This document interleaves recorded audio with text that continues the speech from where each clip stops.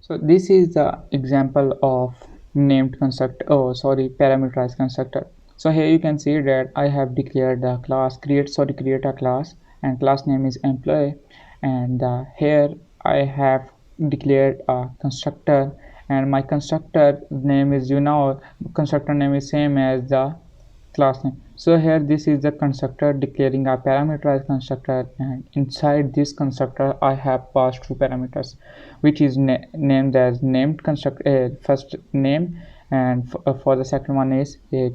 So here I'm printing them out. So we know that a constructor cannot return any kind of explicit type.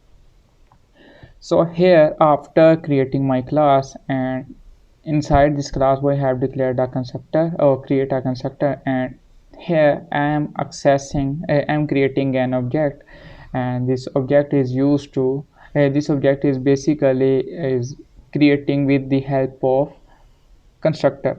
So this is constructor where I am passing my two basically here I am passing my two parameters, data of parameters which I have declared here.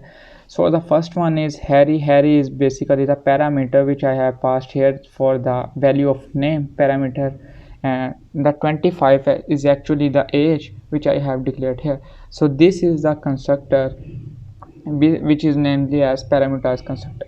So this is parameterized constructor. When I run it, you can see that here my output is printed. So by using this we can create the parameterized constructor.